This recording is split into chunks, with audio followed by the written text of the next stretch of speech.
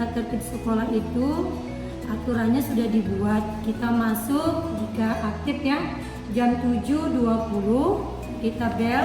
Setelah itu kita berbaris di depan kelas selama 10 menit serta membaca doa di luar.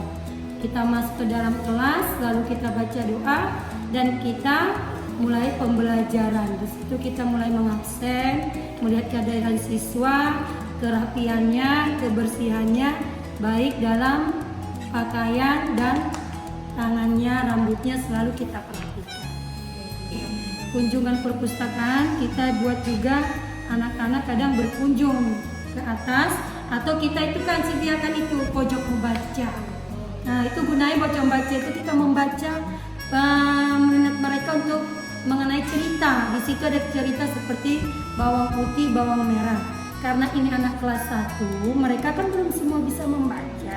Jadi sebelum belajar, saya buat itu membaca cerita dulu.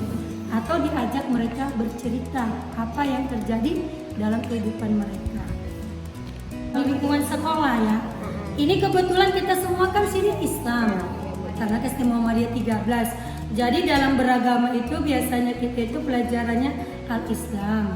Namun karena ini kelas terpadu, setelah kita baca doa 30 menit kita hafalan tahfiz.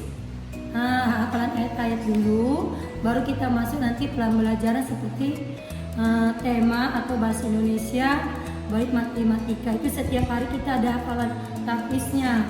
Dan bagi guru al-Islamnya ada menekankan bacaan sholat atau praktek berwudu dan praktek sholat.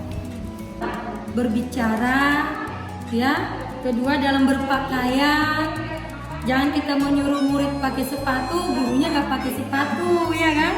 Kerapian dan itu sama ya. Kita harus menjadi contoh untuk siswa.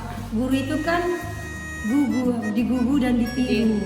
Jadi dalam berbicara, cara kita duduk, cara kita menyambut anak, ya tegur sapanya itu semua di situ ya. Kompetensi sosial guru tanggung jawab. Kami semua sini mempunyai tanggung jawab kita sebagai guru, yaitu mengajar. Dari jam berapa sampai jam berapa kita tetap membimbing anak sampai pulang. Ada penguasaan bahan ajar itu. Selain RPP kita punya buku tema penunjang kita bagi ke murid. Ini RPP kita ada baru sudah kita siapkan seperti silabus, prota, prosem, itu harus ada persiapan kita sebelum mengajar. Di situ kemampuan dapodik ya. Kita harus melihat kemampuan siswa kita. Ini anaknya gimana? Dalam belajar cekap gak? Ini agak lambat. Cara dia berbicara, cara menulis, cara dia belajar, kita harus bisa melihat kemampuan siswa kita.